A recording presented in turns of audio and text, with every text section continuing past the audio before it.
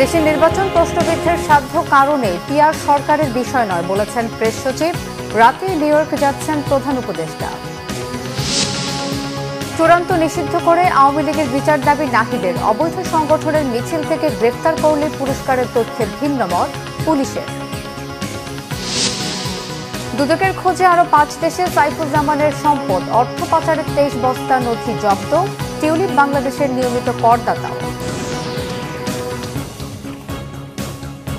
দেখছিলেন crown cement সংবাদ শিরোনাম। এবারে বিস্তারিত। পিআর নাকি বিদ্যমান পদ্ধতিতে নির্বাচন, তার সিদ্ধান্ত রাজনৈতিক দলগুলো নেবে বলে মন্তব্য করেছেন প্রধান উপদেষ্টার প্রেস সচিব শফিকুল আলম। এ বিষয়ে সরকারের কম কথা বলায় শ্রেয় বলেও মনে করেন তিনি। রাজধানীর কারওয়ান বাজারে দ্য ডেইলি স্টারের সম্মেলন কক্ষে গবেষণা সংস্থা ইনোভেশনের জরিপের ফলাফল উপস্থাপন অনুষ্ঠানে অংশ নিয়ে তিনি এসব কথা বলেন। এর আগে আসন্ন নির্বাচন নিয়ে সংস্থাটির জরিপ প্রকাশ করা হয়। এতে বলা হয়, দেশে আগামী নির্বাচনে পিআর সিস্টেম নিয়ে জানেই না 56% মানুষ। পিআর চায় 21.8% এবং চায় না 22.2%। জরিপে অংশ নেয় 10,413 জন। জরিপে 69.9% উত্তরদাতাও মনে করেন অন্তর্বর্তী সরকার একটি নিরপেক্ষ নির্বাচন আয়োজনে সক্ষম হবে। তবে ধর্মীয় সংখ্যালঘু সম্প্রদায়গুলো নির্বাচন আয়োজনের সক্ষমতার বিষয়ে তুলনামূলক কম ইতিবাচক মনোভাব পোষণ করে। এই পুরো বিষয়ে গভর্নমেন্ট কোনো নাই, এটা জনগণই ডিসাইড করবেন এবং পলিটিক্যাল পার্টিগুলোই তারা ডিসাইড করবেন কি হবে, আপার হাউস না কোন হাউস, এটা এর মধ্যে গভর্নমেন্টের মিনিমাম কোনো সংশ্লিষ্টতা নাই। ভোট দিতে চাওয়াটা খুবই একটা ইনক্লুসিভ একটা রেজাল্ট দিচ্ছে। সবাই এটা ধরে নিয়েছে যে উইদাউট পতিত স্বৈরাচারু ইলেকশনটা ভালো হবে। 95% ভোট দিতে চাচ্ছে। তাদের যদি সেরকম বড় একটা সাপোর্ট থাকতো তাহলে তো একটা বড় অংশ বলতো যে না, আমরা ভোটই দিব না, ভোটটা একটা রিগড হবে, ঠিক না? ইটস এ বিগ, এটা তো একটা রিফ্লেকশন। তাহলে বোঝা যাচ্ছে যে পুরো বাংলাদেশের বেশিরভাগ মানুষই জানে কি ধরনের হত্যাকাণ্ড তারা করেছে, কি ধরনের। জাতিসংঘ সাধারণ পরিষদের 80তম অধিবেশনে যোগ দিতে আজ রাতে যুক্তরাষ্ট্রের নিউ ইয়র্কের উদ্দেশ্যে ঢাকা ছাড়বেন প্রধান উপদেষ্টা ডক্টর মোহাম্মদ ইউনূস। সফরসূচি অনুযায়ী প্রধান উপদেষ্টা 22 সেপ্টেম্বর নিউ ইয়র্কে পৌঁছাবেন ও 26 সেপ্টেম্বর সাধারণ পরিষদের অধিবেশনে ভাষণ দেবেন। প্রধান উপদেষ্টা 2 অক্টোবর দেশে ফেরার কথা রয়েছে। প্রধান উপদেষ্টা বিগত 1 বছরে দেশে সংগঠিত সংস্কার ও আসন্ন জাতীয় নির্বাচনের মাধ্যমে একটি সত্যিকারের গণতান্ত্রিক রাষ্ট্র ব্যবস্থা প্রতিষ্ঠার অঙ্গীকার বিশ্ব নেতাদের সামনে তুলে ধরবেন। এছাড়া 30 সেপ্টেম্বর জাতিসংঘ সাধারণ পরিষদের সভাপতির সভাপতিত্বে high level conference on the situation of Rohingya Muslims and other minorities in Myanmar শীর্ষক এক উচ্চ পর্যায়ের সভায় অংশ নেবেন। সফরে প্রধান উপদেষ্টার সঙ্গে 4 জন রাজনৈতিক নেতা থাকছেন। তারা হলেন বিএনপি মহাসচিব মির্জা ফখরুল ইসলাম আলমগীর, জামাতে ইসলামের নায়েবে আমির সৈয়দ আবদুল্লাহ মোহাম্মদ তাহের, জাতীয় নাগরিক পার্টি এনসিপির সদস্য সচিব আখতার হোসেন ও বিএনপির ভারপ্রাপ্ত চেয়ারম্যান তারেক রহমানের পররাষ্ট্র বিষয়ক উপদেষ্টা হুমায়ুন কবির।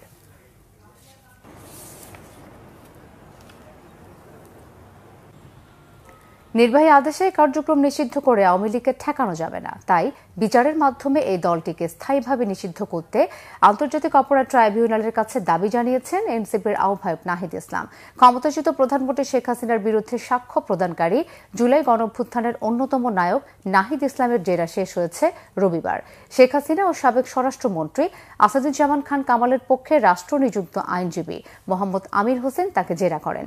গত বুধ ও বৃহস্পতিবার আন্তর্জাতিক অপরাধ ট্রাইব্যুনাল 1-এ শেখ হাসিনা সহ জুলাই হত্যাযজ্ঞে জড়িতদের কঠোর শাস্তির দাবি জানিয়ে শেখ হাসিনা, আসাদুজ্জামান খান কামাল ও সাবেক পুলিশ প্রধান চৌধুরী আবদুল্লাহ আল মামুনের বিরুদ্ধে সাক্ষ্য দেন নাহিদ। সেদিনই তাকে প্রথম দিনের মতো জেরা করেন আসামি পক্ষের আইনজীবী। এদিকে রংপুরের বেগম রোকেয়া বিশ্ববিদ্যালয়ের ছাত্র আবু সাইদ হত্যা মামলায় আন্তর্জাতিক অপরাধ ট্রাইব্যুনাল 2-এ রবিবার 6ষ্ঠ দিনে 1 জন সাক্ষ্য দেন। এই পর্যন্ত মোট 6 জন সাক্ষ্য দিয়েছেন। কার্যক্রম নিষিদ্ধ আওয়ামী লীগ ও অঙ্গ সংগঠনের মিছিল থেকে কাউকে গ্রেফতার করলে অর্থ পুরস্কার। সোশ্যাল মিডিয়ায় আসা এমন তথ্যের বিষয়ে ডিসি মিডিয়া তালিবুর রহমান জানান, গুরুতর আসামি গ্রেফতার করলে ডিএমপির বিধিতে অর্থ পুরস্কারের ঘোষণা আছে, তাই ভালো কাজকে সবসময় উৎসাহিত করে পুলিশ।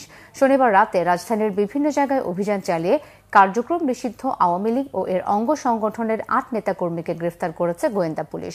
রবিবার সংবাদ সম্মেলনে ডিএমপির ডিসি মিডিয়া জানান, গ্রেফতারকৃতরা ঝটিকা মিছিলে অংশ নেয়া, বিভিন্ন স্থান হতে লোক সরবরাহ ও অর্থ সহায়তা করত।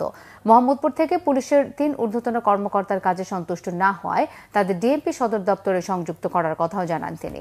এছাড়া জেনেভা ক্যাম্প থেকে মাদক উদ্ধার ও 40 জন মাদক কারবারিকে গ্রেফতার এবং উত্তরা বিলকিস হত্যায় জড়িত তার স্বামী বাবুল সহ এক আসামিকে গ্রেফতার করা হয়েছে। ভারত, কম্বোডিয়া, ভিয়েতনাম, থাইল্যান্ড ও মালয়েশিয়া সহ আরও 5 দেশে সাবেক ভূমিমন্ত্রী সাইফুজ্জামান চৌধুরীর সম্পদের খোঁজ পেয়েছে দুর্নীতি দমন কমিশন। এদিকে চট্টগ্রামের কর্ণফুলীতে রাতভর অভিযান চালিয়ে সাবেক এই মন্ত্রীর স্ত্রী রুকমিরা জামানের গাড়ি চালক ইলিয়াসের প্রতিবেশীর বাড়ি থেকে 23 বস্তার নথি জব্দ করেছে দুদক। রিমান্ডে সাইফুজ্জামান চৌধুরীর 2 ঘনিষ্ঠ সহযোগী উৎপল পাল ও আব্দুল আজিজের দেয়া তথ্যের ভিত্তিতে এসব নথি জব্দ করা হয়। অভিযানের নেতৃত্ব দিয়েছেন দুদকের উপপরিচালক মশিউর রহমান। তিনি জানান, বিদেশে সম্পদ কেনার তথ্য, ট্যাক্স, বাড়ি ভাড়ার ভাউচার সহ বিভিন্ন ধরনের তথ্য পেয়েছেন তারা। প্রাথমিকভাবে ধারণা করা হচ্ছে কয়েক হাজার কোটি টাকার সম্পদের তথ্য আছে এসব নথিতে। এর আগে বুধবার রাতে চট্টগ্রাম নগরীর আগ্রাবাদ থেকে সাইফুজ্জামানের অর্থ পাচারের সহযোগী আব্দুল আজিজ ও দেশের সম্পদ দেখাশোনার দায়িত্বপ্রাপ্ত উৎপল পালকে গ্রেফতার করা হয়। তাদের দেয়া তথ্যের ভিত্তিতে সিঙ্গাপুর, সংযুক্ত আরব আমিরাত, যুক্তরাজ্য ও যুক্তরাষ্ট্রের সম্পদের তথ্য পায় দুদক।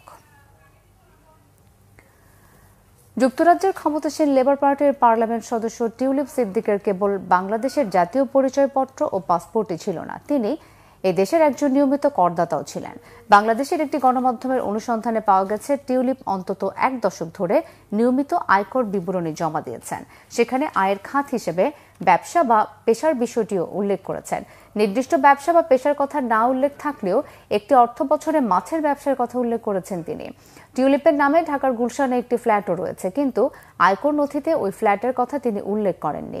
বাংলাদেশি নাগরিক হিসেবে নিয়মিত আয়কর দেয়া, নিজ নামে ফ্ল্যাট নিবন্ধন সহ বেশ কিছু বিষয় টিউলিপের আইনজীবীর কাছে 2 দফায় জানতে চেয়েও কোনো জবাব পায়নি বাংলাদেশি সংবাদ মাধ্যমটি। তবে বাংলাদেশি এনআইডি ও পাসপোর্ট ইস্যুতে টিউলিপের একজন মুখপাত্র দাবি করেছেন, বাংলাদেশ কর্তৃপক্ষ টিউলিপের বিরুদ্ধে রাজনৈতিক উদ্দেশ্য প্রণোদিত কুৎসা রটাচ্ছে। দুর্গাপূজা সামনে রেখে 24 তারিখ থেকে আইনশৃঙ্খলা বাহিনী পুরোপুরি মোতায়েন হবে বলে জানিয়েছেন স্বরাষ্ট্র উপদেষ্টা অবসরপ্রাপ্ত লেফটেন্যান্ট জেনারেল জাহাঙ্গীর আলম চৌধুরী। সচিবালয়ে আইনশৃঙ্খলা সংক্রান্ত উপদেষ্টা পরিষদ কমিটির 14তম সভা শেষে তিনি একথা জানান। স্বরাষ্ট্র উপদেষ্টা জানান, পূজা শুরু হবে 26 তারিখ থেকে। এর আগে যে কার্যক্রম শুরু হয়েছে সেখানেও নিরাপত্তা কর্মী রয়েছে। এটি ধর্মীয় অনুষ্ঠান, তাই এটার মর্যাদাও রক্ষা করতে হবে বলে মন্তব্য করেন তিনি। বলেন, জাতীয় নির্বাচন শান্তিপূর্ণভাবেই হবে। ইউনিয়ন থেকে সব পর্যায়ে নিরাপত্তা ও পরিবেশ নিশ্চিত করা হবে। স্বরাষ্ট্র উপদেষ্টা আরও বলেন, রোহিঙ্গা শরণার্থী ক্যাম্পগুলোকে ঘিরে মাদকের প্রভাব বাড়ছে, পাশাপাশি বিভিন্ন কৃষি পণ্য পাচার হচ্ছে।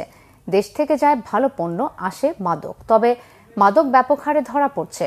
এটি সমূলে বিনষ্ট করার চেষ্টা চলছে বলেও জানান তিনি। নাসা গ্রুপের বকেয়া 250 কোটি টাকা পরিশোধ সম্ভব, সে ব্যাপারে নাসা গ্রুপের চেয়ারম্যান সম্পত্তি বিক্রির অনুমতি দিয়েছেন বলেও জানান স্বরাষ্ট্র উপদেষ্টা।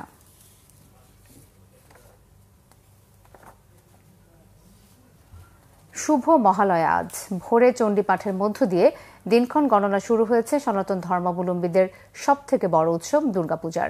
এবছর সারা দেশে 33,355টি মণ্ডপে পূজা উদযাপিত হবে। এর মধ্যে রাজধানীতে পূজা হবে 258টি মণ্ডপে। পুরাণ মতে দেবী দুর্গা যেদিন মহিষাসুর বধের দায়িত্ব পেয়েছিলেন সেই দিনটি মহালয়া। রবিবার দেবীপক্ষের সূচনা লগ্নে দেশের বিভিন্ন মন্দিরে চণ্ডীপাঠের মধ্য দিয়ে দুর্গা দেবীকে পৃথিবীতে আহ্বান জানানো হয়। মূল উৎসব শুরু হবে 28 সেপ্টেম্বর ষষ্ঠীর দিন থেকে। বাঙালি হিন্দু ধর্মাবলম্বীদের কাছে দেবী দুর্গার সকল অশুভ শক্তি বিনাশের প্রতীক, মহামায়া অসীম শক্তির উৎস। মর্তলোকে দেবীর আগমনে অশুভ শক্তির বিনাশের মধ্য দিয়ে বিশ্বে শান্তির বার্তা ছড়িয়ে পড়বে, এমনটাই প্রত্যাশা ভক্তদের। এই ছিল এখনকার মতো। পরের সংবাদ সন্ধ্যা 6টায়। এর আগে 5টায় রয়েছে নিউজ টপ 10 দেখার আমন্ত্রণ রইল। ধন্যবাদ সবাইকে।